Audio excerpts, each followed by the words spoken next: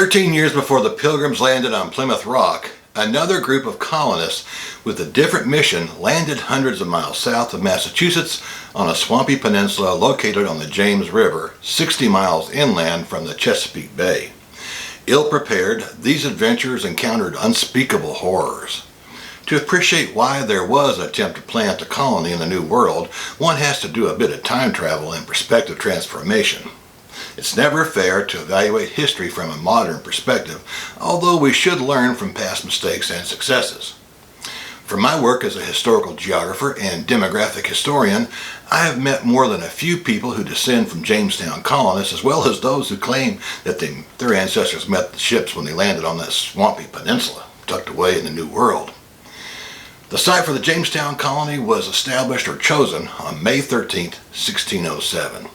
And the subject of the Jamestown colony's first few years is not an understudied topic. But who were the first American parents of today's Jamestown descendants? As we'll see today, it's perhaps easier to determine who among the first group of colonists did not leave a genetic imprint on today's population than it is to tell you who your ancestor was. Here's something to keep in mind.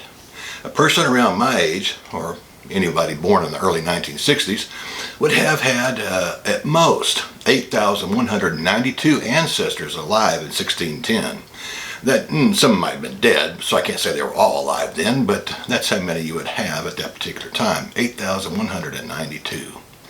So one's Jamestown DNA inheritance would be less than a percent. It'd be 0.012%. If, however, you have two Jamestown ancestors, which is probably likely, you would have 0.0244% of their genes. Now that's assuming that you inherited an equal measure of DNA in each generation. By the way, those Jamestown ancestors would be your 11th great-grandparents. Now if you're born in the 1980s, they would be your 12th great-grandparents. While incredibly small, it's part of who we are. Now if you like early American history with an eye towards relevance to us on a familial level, stick around. Promises to be a good show, so I hope you'll join me. King James Stewart, born in 1566, died in 1625, was the 6th King James of Scotland and the 1st of England. He was raised without his parents under the strict tutelage of George Buchanan at Stirling Castle in central Scotland. As historian Keith Brown has claimed, Buchanan was the most profound intellectual scholar that 16th century Scotland produced. Despite the pomposity in that statement, Scotland in the 16th century was generally regarded in Europe and England as backward and sitting at the edge of the world. There was nonetheless an emerging class of clerical scholars who actually worked in post-Reformation Scotland, and the church specifically called the Kirk, to employ ministers and to educate the masses, which by 1600 numbered around 800,000 souls. England, on the other hand, had about 4.1 million people. With an enlarging mercantile class, shippers and nobles seeking land and riches, companies formed. They served as agents of discovery and exploration, all in the name of the monarch and under his or her authority. The land of Virginia was named after Elizabeth I, the Virgin Queen. Her successor in 1603 was her Scottish cousin, James VI, that we just mentioned, who was then crowned James I of England. He chartered a joint stock company called the Virginia Company of London in 1606. Its purpose was to establish a colony in North America, specifically the land of Virginia. Such a place would grant the monarchy access to raw materials and markets for English goods. It would also provide some leverage against the rapidly expanding Spanish Empire. Since the Spanish had found some gold and other precious metals in Central and South America, as well as tobacco, English investors hoped to do the same in North America. They also wanted to find a water route to the Pacific so they could have access to the rich spice markets of Asia. Otherwise, they would have to travel around South America to reach those tasty Asian markets. Of course, they had no idea about the huge size of North America.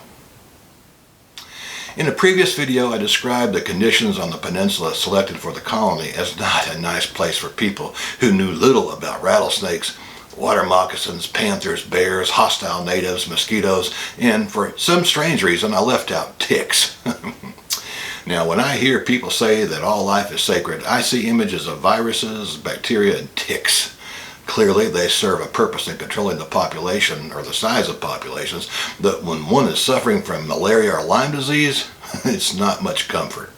According to the National Park Service, which does a great job preserving and protecting the Jamestown site, several reasons lay behind the Virginia Company's criteria in selecting a site for the colony. First, the company wanted a site on a peninsula because it had water on 3 sides. Water bodies served as a defensive asset. Think moat around a castle. With Spanish ships sailing along the Atlantic coast, building on an inland site was critically important. The chosen place was 60 miles inland of the Chesapeake Bay, which we mentioned already, and it opens into the Atlantic Ocean. Also, the site had to be unoccupied. However, the local natives still practiced hunting and gathering with some limited farming or agriculture. They may not have lived on the peninsula, but they certainly hunted on it. Lastly, having a commercial purpose, the company wanted a peninsula with a deep enough water to dock large seafaring ships. After all, they wanted to transport goods back and forth. The first 3 ships arrived on the peninsula in May 1607. They were the Godspeed, captained by Bartholomew Gosnold, although some sources claim that Edward M. Wingfield, Gosnold's cousin by marriage, was the skipper. John Ratcliffe captained the Discovery, which was the smallest of the first 3 ships. The leader of the expedition was Christopher Newport. There's a Christopher Newport University there in Virginia today. He was also the captain of the Susan Constant, the largest of the 3 vessels. On board the 3 craft were 105 to 104 or 105, depending on the source you read, male passengers and 39 shipmates. Captain Gosnold was a key player in the granting of the Royal Charter to the Virginia Company. He was also associated with the 1602 exploration and the assigning of the name Cape Cod to a peninsula in what is today Massachusetts. Despite his passion for and efforts to establish a colony in Virginia, Gosnold died there in 1607 at the age of 36 and was buried at Jamestown. To my understanding, searches to identify his remains through DNA testing have not been successful.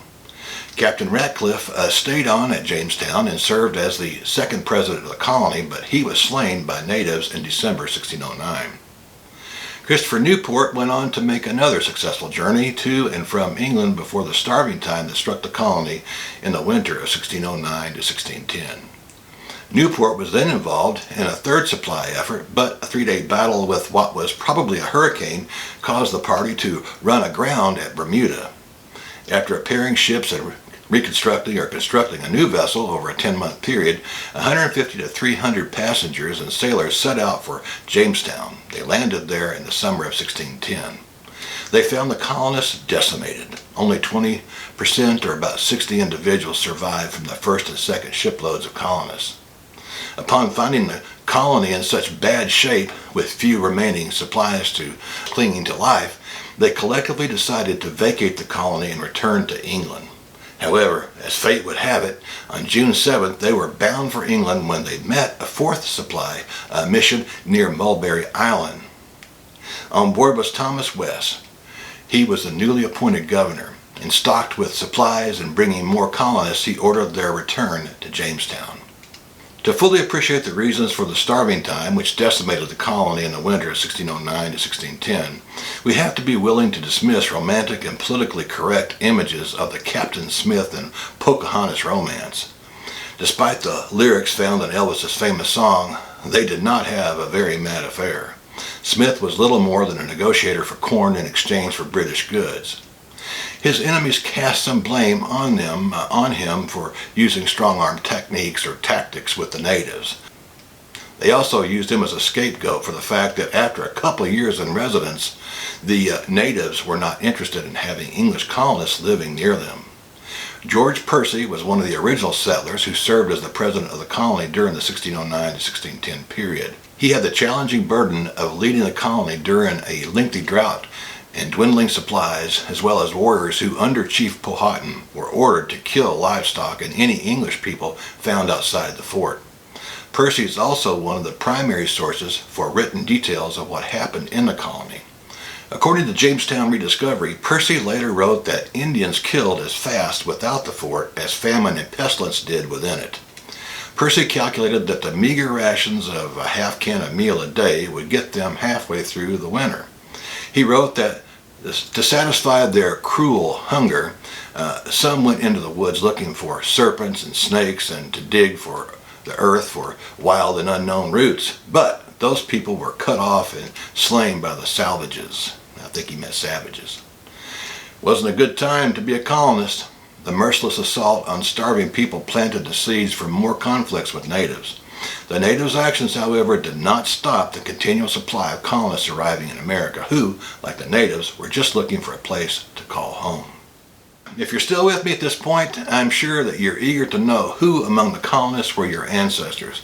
More than a handful of people have sent me messages to tell me that they are descendants of Pocahontas. Well, that's all well and good, but what about the 500 or 600 other people who risked life and limb to find a home in America and to bring freedom to our generation? The Jamestown Society has a program that allows those who have reason to believe and can document that they are descended from a Jamestown colonist. I'll post a link to their website in the description.